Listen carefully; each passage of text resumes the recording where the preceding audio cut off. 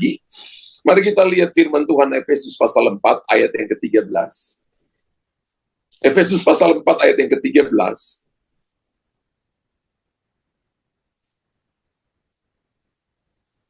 Sampai kita semua telah mencapai kesatuan iman dan pengetahuan yang benar tentang anak Allah.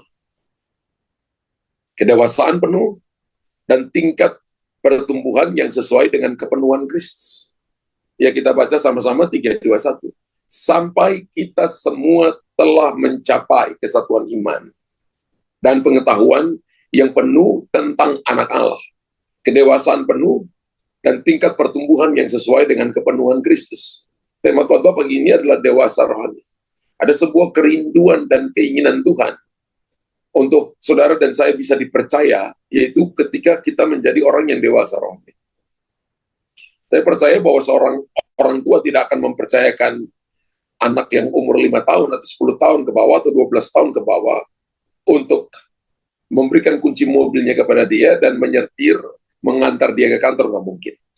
Ya, kenapa? Karena dia belum dewasa. Ya. Dan secara aturan pemerintah pun dia belum cukup umur untuk duduk di belakang setir untuk membawa sebuah kendaraan. Sama, kita tidak akan dipercayakan Tuhan perkara-perkara yang lebih besar dari apa yang kita miliki sekarang kalau kita nggak mencapai yang namanya kesatuan iman dan pengetahuan yang benar tentang anak Allah, kedewasaan penuh. Kita belum mencapai kedewasaan penuh. Kedewasaan penuh ini sebenarnya huyos. Huyos atau pater atau father. Ya, Tuhan mau kita menjadi putra-putra, putri-putri yang dewasa. Nah, seringkali orang menyamakan antara mereka yang rajin melayani di mimbar. Orang menyamakan bahwa orang-orang yang berkarunia rohani adalah orang-orang dewasa rohani. Belum tentu. Ya, belum tentu. Karena karunia itu adalah pemberian yang Tuhan berikan kepada orang percaya. Tapi Tuhan juga mau dalam karunia itu harus ada kematangan dalam karunia. Tuhan juga mau karunia itu diimbangi dengan karakter rohani. Sehingga ada keseimbangan. Karena karunia tanpa karakter itu namanya kelumpuhan rohani. Karakter tanpa karunia yaitu kematian rohani. Tapi kalau karunia dengan karakter, itu sebuah keseimbangan yang dipadatkan, kemudian digoncangkan, itu menjadi kuasa yang luar biasa. Sama seperti kalau cuma sepasang sayap pada burung Raja Wali, maka dia cuma berputar-putar. Tapi kalau Raja Wali itu punya 2 pasang sayap, maka dia akan terbang siap menghadapi badai, angin yang kencang, dan keadaannya akan baik-baik saja. Ketika orang Kristen punya karunia dan punya karakter, maka dia akan terbang tinggi. Ingat bahwa karunia bisa membawa kita naik tinggi. Tapi untuk menahan kita di tempat ketinggian itu karakter. Karunia bisa membuka pintu. Tapi untuk menahan supaya pintu tetap terbuka, maka kita butuh yang namanya karakter. Yang membuat seseorang akan tetap bertahan dan akan dipercayakan perkara-perkara besar oleh Tuhan adalah ketika kita memiliki kedewasaan rohani. Sehingga pengharapan dan standar mereka untuk orang-orang tersebut menjadi lebih tinggi. Kita nggak bisa ngukur seseorang karena dia rajin melayani di mimbar atau mendapat karunia-karunia rohani. Tapi ukuran kita harus seimbang, yaitu dia juga memiliki karakter rohani.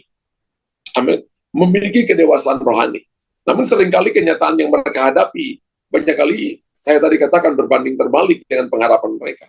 Kita menaruh pengharapan tinggi kepada orang yang melayani, kita menaruh pengharapan tinggi kepada orang yang berkarunia, tapi kita kecewa dengan orang-orang yang dianggap lebih rohani tersebut, atau bahkan lama-lama karena orang itu buat kesalahan, kemudian lama-lama bukan kecewa dengan orang itu saja, tapi kita juga kecewa dengan Tuhan. Karena itu mari kita belajar bersama bahwa mereka yang melayani di mimbar, termasuk saya, dan memiliki karunia-karunia rohani, itu tidak berbanding lurus atau sama dengan orang-orang dewasa rohani. Orang dewasa rohani itu adalah dia menerima tanggung jawab dan menyelesaikannya sampai tuntas. Kita nggak melayani cuma hanya karena jadwal. Kita hanya nggak melayani karena kita adalah pendeta, adalah kita lulusan seminari, atau kita punya titel. Kita nggak melayani karena itu. Kita melayani karena ya kita tahu bahwa Tuhan mati bagi kita. Pelayanan itu dimulai dengan kasih. Kita mengasihi Tuhan, kita nggak melayani karena kita nggak cari sensasi. Tidak, kita nggak melayani karena kita mau jadi idol. No, pelayanan itu adalah bukti kita mau membalas kasih Tuhan. Pelayanan itu karena kita telah diberikan yang terbaik oleh Tuhan, kemudian kita balas itu dengan memberikan waktu, tenaga, skill, kemampuan, pengetahuan yang kita berikan untuk memuliakan nama Tuhan. Amin, Bapak Ibu. Amin. Itu yang Tuhan mau. Yang Tuhan inginkan dalam hidup kita bukanlah menjadi orang-orang yang memiliki karunia-karunia rohani saja. Namun kerinduan terbesar Tuhan bagi anak-anaknya, bagi putri-putrinya dan putra-putranya, agar kita bertumbuh dalam kedewasaan penuh tadi. Makin lama, semakin lama, makin sempurna, menyerupai seperti Kristus. Dalam Efesus pasal 4, 13 tadi ya, dikatakan kedewasaan penuh, kita bertumbuh ke arah Kristus. Ya, kedewasaan penuh dan tingkat pertumbuhan yang sesuai dengan kepenuhan Kristus. Jadi kita sebagai orang percaya harus bertumbuh di sini. Kita nggak cuma hanya jadi orang yang cuma datang ke gereja, kita nggak hanya cuma orang yang punya KTP Kristen, kita nggak hanya cuma orang yang melayani di mimbar, tapi Alkitab katakan harus ada hal yang kita kejar, yaitu pertumbuhan yang sesuai dengan kepenuhan Kristus. Pengenalan akan Tuhan, pengetahuan akan Tuhan, harus kita mengenal secara pribadi. Kita harus punya waktu-waktu intimate dengan Tuhan. Kita harus punya waktu-waktu intimasi dengan Tuhan untuk kita mendapatkan rema dari Tuhan. Amin. Ini penting, karena itu gambaran orang dewasa rohani. Saya percaya kalau orang dewasa rohani, dia akan menolong banyak orang. Dia akan menjadi jawaban bagi banyak orang. Dalam perjanjian baru, kita dapat menemukan bahwa di mana Rasul Paulus berbicara tentang bayi rohani dan dewasa rohani. Bayi rohani itu nepios. Bayi itu nepios umur 5 tahun ke bawah. Ya, namanya nepios. Di atas nepios itu 6 sampai 12 tahun itu adalah teknon. Ya. Kemudian umur 13 sampai 19 tahun itu namanya paidion dalam bahasa Yunani. Ya, itu orang-orang yang bayi rohani. Ya. Ukurannya itu 19 tahun ke bawah. Ya, mereka belum bisa dipercayakan hal-hal besar karena mereka masih labil dalam pola pikir mereka. Tubuhnya bisa besar. Ya, tapi masih labil dalam pemikiran, belum punya pengalaman banyak. Ya, mereka belum punya kerjaan, mereka masih sekolah, mereka masih tergantung dengan orang tua. Dan Rasul Paulus memberikan beberapa teguran dan ajakan supaya umat Tuhan di saat itu bertumbuh menjadi dewasa rohani. Kedewasaan rohani ini menjadi sebuah masalah. Mulai dari gereja mulai berdiri sampai sekarang ini, melewati abad demi abad, melewati begitu banyak masalah demi masalah. Kedewasaan rohani ini menjadi problem di dalam gereja. Ketika sebuah gereja tidak dewasa rohani, maka kita kumpul dengan bayi-bayi rohani yang akan membuat masalah begitu banyak. Ya, problem begitu banyak. Orang hanya mementingkan diri sendiri. Orang hanya untuk mencari kesenangan sendiri. Ya, orang hanya memilih-milih makanan. Oh, ini khotbahnya enak, ini khotbah nggak enak, ini khotbahnya keras, ini khotbah tidak keras. Jangan ajar itu dong, ajar yang saya mau dong. Jangan bicara ini dong, itu nggak enak, yang ini aja, pilih-pilih. Pernahkah Bapak Ibu punya anak yang makannya pilih-pilih, dikasih suapin makanan, muter mulut, ya? Saya dikirimin sebuah video, jadi seorang ibu memberikan makan anaknya, mungkin anaknya 3 tahun, ketika dikasih makanan, dia putar mulutnya. Sudah 2-3 kali, kemudian akhirnya ibunya punya punya trik memberikan makan anaknya. Dia kasih suapin bapaknya karena bapaknya yang lagi gendong anaknya itu, bayinya. Bapaknya juga putar kepalanya 2 kali, 3 kali, dan bayinya itu lihat. Ya. Kemudian kali ketiga, mamanya langsung taruh tangan di pipi papanya seperti pukul seperti itu, saudara ya. Langsung mata papanya terbelalak, anaknya juga lihat. Dan ketika sendoknya dikasih ke mulut anaknya langsung kebuka, langsung makanannya habis, saudara. Saya pikir, wah ini trik mamanya hebat sekali ya. Ada kalanya anak-anak rohani, bayi-bayi rohani, kalau nggak dikasih rotan, mereka nggak akan pernah jadi dewasa. Karena itu kitab Amsal berkata, didiklah anakmu, kasih rotan kepada mereka, supaya mereka tidak akan mempermalukan orang tuanya ketika mereka bertumbuh dewasa. Kalau Bapak Ibu nggak pernah beritahukan salah anak-anakmu, maka mereka akan bertumbuh dan akan menjadi anak-anak manja. Dan ada berbagai teguran dan ajakan agar umat Tuhan di saat ini bertumbuh menjadi dewasa rohani. Amin. Hal yang sama juga kita alami di masa kini, ada hal yang lebih penting daripada menggapai mimpi kita atau memenuhi panggilan hidup kita. Hal itu adalah menjadi dewasa ke arah kepenuhan Kristus. Jadi apa yang menjadi kerinduan Tuhan di hari-hari terakhir ini? Menjadi dewasa ke arah kepenuhan Kristus. Kalau kita nggak dewasa, maka kita nggak akan dipercayakan harta, kekayaan, kelimpahan, promosi. Kita nggak akan dipercaya. Nggak mungkin kita percayakan anak-anak untuk dipromosi, untuk melakukan suatu pekerjaan besar, nggak mungkin. Jadi masalahnya sekarang adalah ada orang yang sudah dewasa, tapi sifatnya anak-anak. Tapi ada anak-anak muda, tapi sifatnya dewasa. Jadi kedewasaan tidak ditentukan juga dengan umur. Kedewasaan ditentukan dengan bagaimana kita menerima tanggung jawab dan menyelesaikannya sampai tuntas. Amin. Dengan kata lain adalah menjadi semakin serupa dengan Kristus. Artinya mendengar dan melakukan firman Tuhan.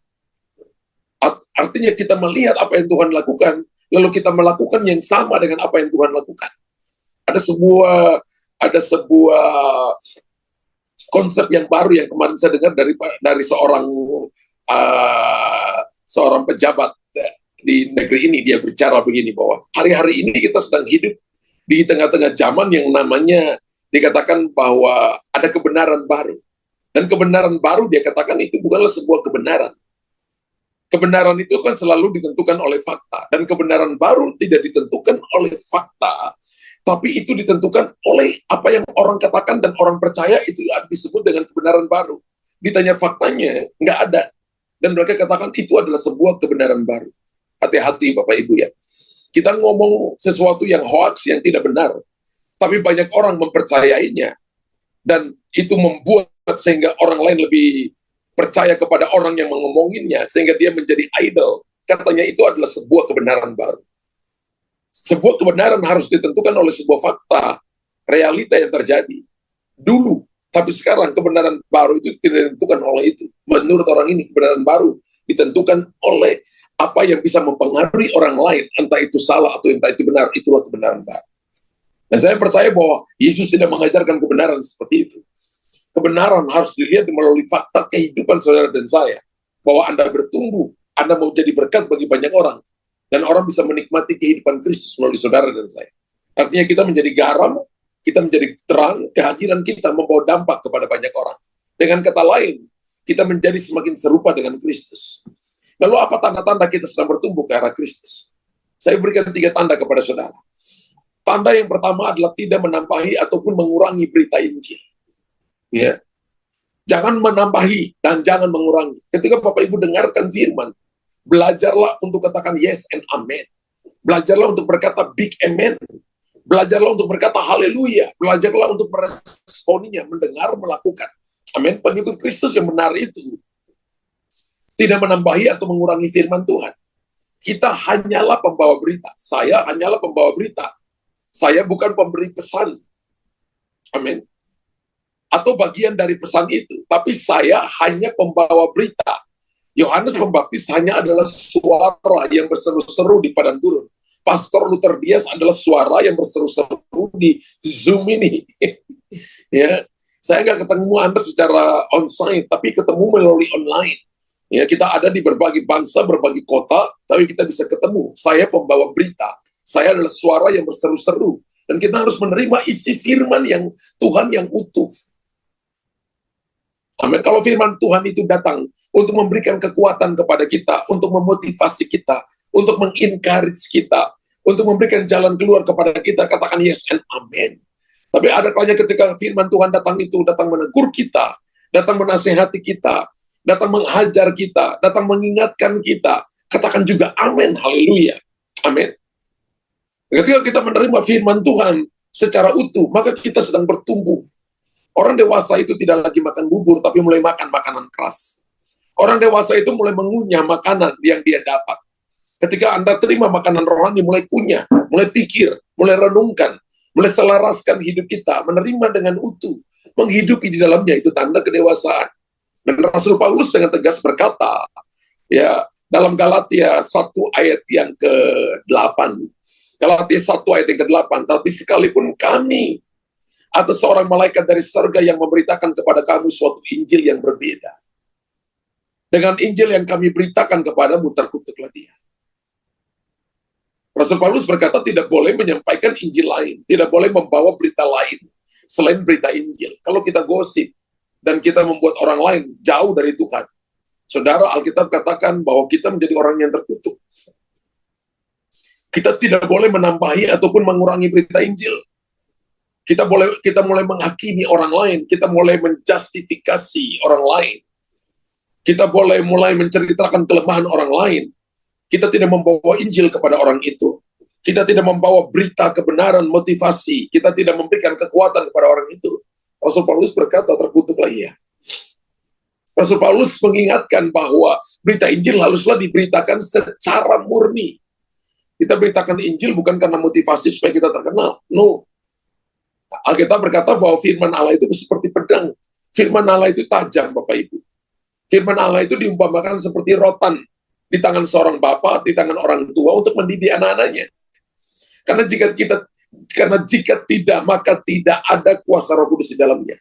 Kalau kita memberitakan firman dengan maksud yang tidak baik, dengan tujuan tidak baik, saya beritakan firman supaya saya dapat uang, saya beritakan firman, saya melayani, supaya saya dapat istilah sekarang persembahan kasih. Tidak ada kuasa di dalamnya. Ya, kita melayani karena kita mau dapat mamon. Dan kalau kita nggak dikasih kesempatan melayani, maka kita ngambek, kita nggak masuk gereja lagi, kita nggak mau lagi datang ke gereja, kita sakit hati. Saya percaya itu bukan orang Kristen. Ya, kita harus naik kepada, kalau dulu kita lakukan itu, sekarang kita harus naik ke level yang lebih tinggi. Karena kepercayaan dan anugerah akan Tuhan percayakan hanya kepada orang-orang yang dewasa rohani. Pemberitaan Injil haruslah menggunakan dasar atau fondasi, yaitu 1 Korintus 3 ayat 11 tadi. Karena tidak ada seorang pun yang dapat meletakkan dasar lain daripada dasar yang telah diletakkan, yaitu Yesus Kristus. 1 Korintus 3 ayat 11. Tidak ada seorang pun yang dapat meletakkan dasar lain daripada dasar yang telah diletakkan, yaitu Yesus Kristus. Ketika kita ketemu dalam keluarga, maka fondasinya harus Yesus. Fondasinya harus firman. Kalau kita mengambil keputusan apapun, ada masalah apapun, maka Bapak Ibu harus mereposisi diri kita dengan firman. Firman Tuhan itu adalah role model, ukuran dalam seluruh kehidupan kita di dunia ini. Kalau kita pakai ukuran lain, kita pakai ukuran kebesaran, kekayaan, kejayaan, maka satu waktu nanti kita akan jatuh karena kekayaan bisa hilang, jabatan bisa hilang, jabatan bisa diganti dengan orang lain, kedudukan bisa diambil oleh orang lain. Tapi Yesus dia tetap nama di atas segala nama. Dia adalah nama yang tertinggi, nama yang termasyhur, nama yang terindah, nama yang termulia. Kita jadikan ini menjadi batu penjuru utama. Dan kita adalah batu-batu penjurunya yang diletakkan di atas dasar batu penjuru utama. Jadi kita ini hanya menyelaraskan diri dengan Kristus. Harusnya di rumah Tuhan itu tidak ada bunyi pertengkaran. Karena bunyi pertengkaran, bunyi galian itu hanya di tempat penggalian batu. Di rumah Tuhan itu Yesus sudah menjadi batu penjuru utama. Dikatakan bahwa diletakkan menjadi dasar. Terjemahan yang lain, terjemahan Alkitab, The Message mengatakan dia menjadi batu penjuru utama. Dan kita adalah batu-batu penjuru yang menyesuaikan dengan batu penjuru utama. Amin. Artinya Tuhan mau kita mengalami kepenuhan Kristus. Tuhan gak cuma mau sebagian. Tuhan mau penuh sama dengan apa yang dimiliki oleh Kristus. Itu berarti bahwa ada sebuah panggilan yang Tuhan mau saudara dan saya mengejarnya, yang Tuhan mau saudara dan saya masuk ke dalamnya, yaitu kita mengalami yang namanya, entah itu the mature spirit, Anda mengalami kedewasaan rohani, sehingga Anda bertumbuh ke arah Kristus. Orang akan melihat kehidupan Kristus dalam saudara. Ibrani pasal 6 ayat 1-3 berkata, sebab itu marilah kita tinggalkan asas-asas pertama dan ajaran-ajaran tentang Kristus dan beralih kepada perkembangan yang penuh. Kita nggak cuma mengajarkan keselamatan, kita nggak cuma mengajarkan tentang salib Kristus. Dikatakan itu menjadi asas-asas pertama.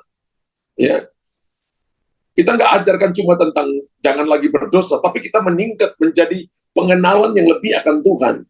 Bagaimana kita bisa membawa rupa Tuhan itu ke dunia kerja, rupa Tuhan ke dunia bisnis. Menjadikan tempat bisnis kita itu menjadi mimbar untuk kita menyampaikan firman. Kita naik pada level lebih dewasa, yaitu bagaimana kita bisa mengelola karunia-karunia, menjadi dewasa di dalam karunia, menjadi dewasa dalam pemikiran Kristus. Itu perkembangan yang penuh. Kalau kita cuma sampai di asas-asas pertama dari ajaran tentang Kristus, maka kita akan menolak karunia-karunia. Kita akan menolak teguran. Kita hanya cuma mau yang dikasih manis-manis aja. Khotbah yang enak, tapi kita tidak mau ketika ditegur. Kita tidak mau ketika firman Tuhan datang keras kepada kita. Jangan begitu Bapak Ibu, kita nggak fair. Kita hanya cuma mau berkat, tapi ketika masalah kita lari. Kita hanya cuma mau disanjung, tapi ketika kita mengalami di mana kita ditegur, dan sepertinya kita didiamkan, kemudian kita sakit hati. Jangan seperti itu, terimalah keseimbangan. Kita dikaruniakan bukan cuma percaya, tapi menderita juga bersama Kristus.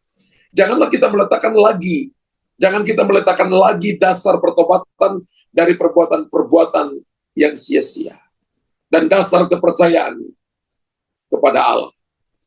Ibrani pasal 6 ayat yang kedua, yaitu ajaran tentang berbagai pembaptisan, penumpangan tangan, kebangkitan orang mati, dan hukuman kekal. Ini ajaran-ajaran dasar. Dan itulah yang akan kita perbuat jika Allah mengizinkannya. Wow. Jadi, dalam Ibrani pasal 6 ayat 1-3, Rasul Paulus berkata, janganlah kita terus-menerus mengulang ajaran-ajaran dasar tentang Kristus. Tapi Rasul Paulus mengajarkan kepada jemaat yang ada di Roma, mari kita lanjutkan kepada hal-hal lain yang mendewasakan pengertian. Sebagaimana yang wajar bagi orang Kristen yang dewasa. Amin. Jadi kita juga Bapak Ibu dan saya nggak cuma ibadah hari Minggu. Kita harus juga ibadah di tengah minggu. Nggak mungkin kita satu minggu makan satu kali. Kemudian kita berharap kita sehat dan kuat. Tapi ketika kita makan setiap hari, bahkan kita tiap hari makan 3 kali sekali. Bahkan pagi, makan siang, makan malam. Bahkan ada break-breaknya, ada ngemil-ngemilnya. Ya. Ngemilnya bisa 2-3 kali. Jadi satu hari kita bisa makan 5 kali. Nah bagaimana apakah kita dengar firman, baca firman, makanan rohani bagi roh kita, makanan yang kita makan kan bagi tubuh kita. Ada banyak orang Kristen yang rohaninya itu kerdil, saudara, tidak bertumbuh. Tapi saya percaya bahwa kita yang ada di pagi hari ini, kita adalah orang-orang yang mau untuk mendewasakan roh kita, sehingga roh kita bertumbuh ke arah dewasa. Tentu tidak perlu lagi kita membicarakan betapa bodohnya usaha untuk mendapatkan keselamatan melalui perbuatan baik, atau membicarakan keharusan beriman kepada Allah, karena itu hal-hal dasar. Ya. Saudara tidak perlu lagi diajari mengenai baptisan. Saudara tidak perlu lagi diajari mengenai karunia-karunia Roh Kudus. Itu tidak perlu lagi hal yang perlu dipertentangkan.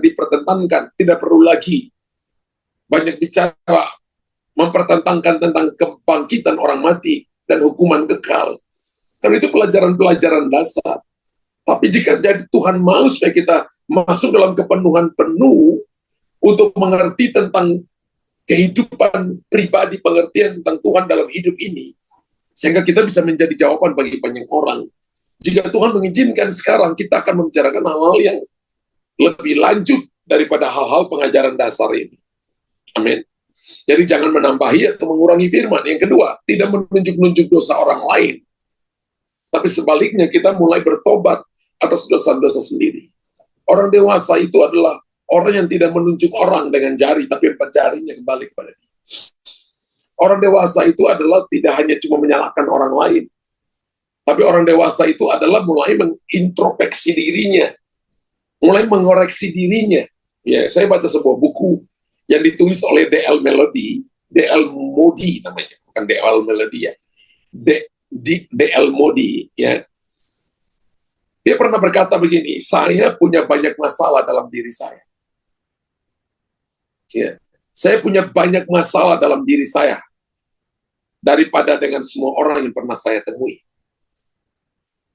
Waktu saya baca buku ini dan saya dapat tulisan ini, saya juga bertobat, saudara. Banyak kali kita berpikir bahwa kita tuh paling benar dan orang lain itu salah.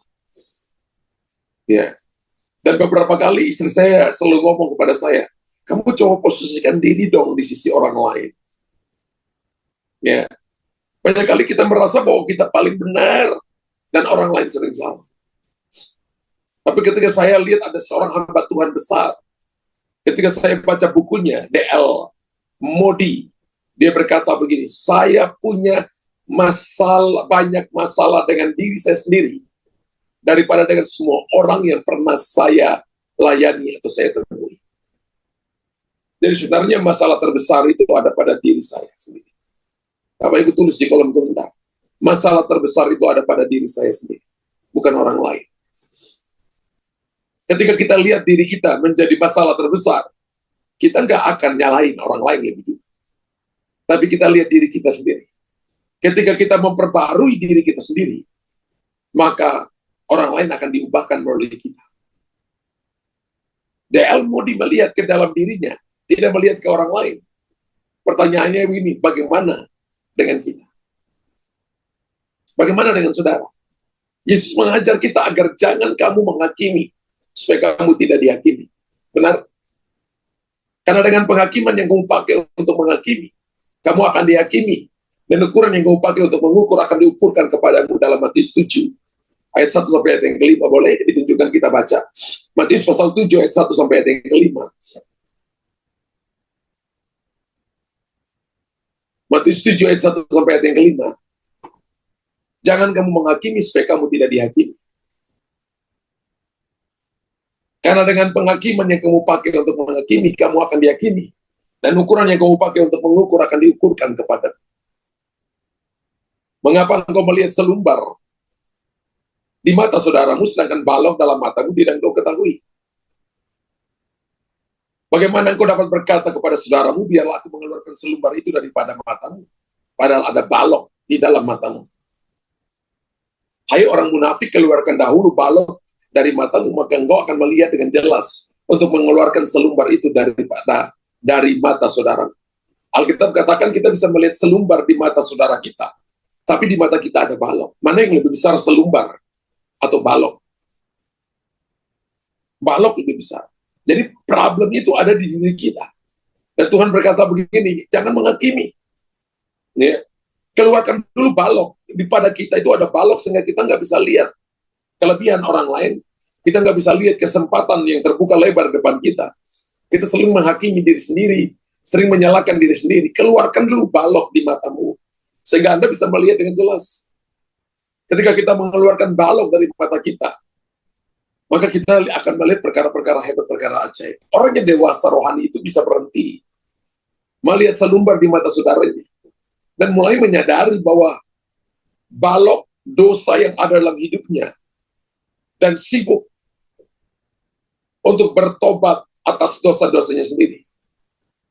Mulailah bertobat atas dosa-dosa sendiri, dan jangan melihat kesalahan pada orang lain. Ketika kita punya sikap seperti ini, maka kita akan melihat dunia akan berubah. Kita akan dipimpin oleh Roh Kudus. Kita akan mulai belajar untuk pertama mengubah hati kita lebih dulu, memperbaiki diri kita sendiri lebih dulu, baru kita merubah orang lain. Ada banyak orang yang merasa dirinya paling benar, paling hebat, paling pintar, ya, sehingga akhirnya bawa masalah dengan orang lain. Tapi Alkitab berkata begini, keluarkan dulu balok di matamu, baru selumbar orang lain kamu bisa keluarkan. Artinya kita hanya bisa menolong orang lain ketika kita nolong diri kita sendiri. Amin. Kita bisa mengangkat orang lain ketika kita sudah bisa mengangkat diri kita sendiri. Kita bisa mengajar orang lain ketika saudara dan saya mau diajar lebih dulu. Seorang pemurid yang baik itu kalau dia mau jadi murid yang baik lebih dulu. Kalau dia belum jadi murid yang baik, dia nggak akan bisa jadi pemurid yang baik bagi orang lain. Mereka fokus untuk memperbaiki diri sendiri lebih dulu, kemudian mereka bisa memperbaiki, menolong orang lain. Mereka fokus memperbaiki diri sendiri lebih dulu, sehingga semakin hari dirinya semakin serupa dengan Kristus Yesus. Itu yang Tuhan mau. Sehingga kedewasaan ini harus orang lihat dalam hidup saudara dan saya. Dan hal yang ketiga, berhati-hati dalam perkataan. Amin. Dan tahu kapan harus bicara. Wow. Ada yang tahu kapan dia harus bicara atau setiap waktu Anda harus bicara? Ya, ada orang yang seperti itu, kalau saya nggak bicara, saya bukan orang pintar. Alkitab berkata orang yang diam, itu adalah orang yang bijaksana. Bahkan orang yang bodoh pun kalau dia diam, dia disangka bijaksana. Mungkin orang berkata tidak terlalu pintar, tapi kalau Anda diam, orang akan menyangka Anda itu bijaksana. Dalam banyak bicara, banyak buat kesalahan. Haleluya. dalam banyak bicara, banyak buat kesalahan, kecuali beritakan Injil. Itu nggak ada yang larang, silakan beritakan Injil. Seringkali kita bicara tanpa filter, atau saringan, sehingga tanpa sadar kita telah menyakiti orang-orang yang ada di sekitar kita. Dan kebanyakan mereka adalah orang-orang yang kita kasih. Ada banyak orang janji, tapi bohong dari janjinya. Ada banyak orang yang bicara nanti, tapi dia tidak pernah melakukannya. Dan Raja Daud berkata begini, kalau kita janji nggak ada cara untuk menepatinya, selain kita harus menepatinya. Tidak ada uang untuk membayar janji selain menepatinya. Kalau kita janji, iya nanti saya akan datang jam 5. Tapi Anda datang jam setengah 6, Anda bohong. Satu waktu Anda dihukum oleh Tuhan bukan karena Anda buat dosa, tapi karena Anda tidak menepati janjimu datang jam 5. Haleluya. Yakobus 3 ayat yang kedua berkata, sebab kita semua bersalah dalam banyak hal. Barang siapa tidak bersalah dalam perkataannya, ia adalah orang sempurna, yang dapat juga mengendalikan seluruh tubuhnya. Jadi kalau kita bisa mengendalikan perkataan kita, menjaga perkataan kita, Alkitab berkata kita orang sempurna. Dan ayat di atas itu sebenarnya menempelak kita semua. Pertama, semua orang itu bersalah dalam banyak hal. Kedua, kedewasaan rohani itu muncul dari pengendalian, bagaimana dia mengendalikan perkataannya. Bapak Ibu tulis di kolom komentar, kedewasaan rohani muncul dari bagaimana saya bisa mengendalikan perkataan saya. Ketika Anda marah, orang bisa melihat apakah Anda dewasa atau tidak. Apakah Anda mengutuki orang lain, ataukah Anda diam? Ataukah Anda ambil gitar dan menyembah Tuhan, atau masuk di dalam kamar doa lalu Anda berdoa? Kedewasaan rohani itu muncul dari bagaimana kita mengendalikan perkataan kita. Kita lihat Efesus pasal 4 ayat 29. Dikatakan, janganlah ada perkataan kotor keluar dari mulutmu, tapi pakailah perkataan yang baik untuk membangun di mana perlu, supaya mereka yang mendengarnya beroleh kasih karunia. Wow. Efesus pasal 4 ayat 29 berkata, pakailah perkataan yang baik di mana perlu, supaya mereka yang mendengarnya beroleh kasih karunia. Hari ini orang dewasa rohani akan membuat orang lain mendapatkan kasih karunia. Apa itu kasih karunia? Kekuatan Allah. Apa itu kasih karunia? Kemampuan Allah. Apa itu kasih karunia? Jalan keluar yang orang dapati dari saudara. Orang merasakan bahwa Anda datang dan memberikan kepada mereka kekuatan yang baru di saat mereka membutuhkan pertolongan. Jika kita mau bertumbuh dewasa rohani, mulailah hari ini, perhatikan perkataan kita. Hiduplah dalam kerendahan hati, kelemah lembutan, dan kesabaran. Dan saya percaya, ketika kita tidak menambahi, mengurangi firman, kemudian kita tidak menunjuk-nunjuk dosa orang lebih dulu, tapi kita mulai dengan diri kita sendiri, mengubah diri kita sendiri lebih dulu. Kita keluarkan balok dari mata kita lebih dulu. Baru kita keluarkan selumbar di mata saudara kita. Kita mulai berhati-hati dalam pekerjaan dan tahu kapan harus bicara. Maka kita akan bertumbuh penuh di dalam Kristus dan menjadi berkat bagi banyak orang. Tuhan memberkati Bapak Ibu.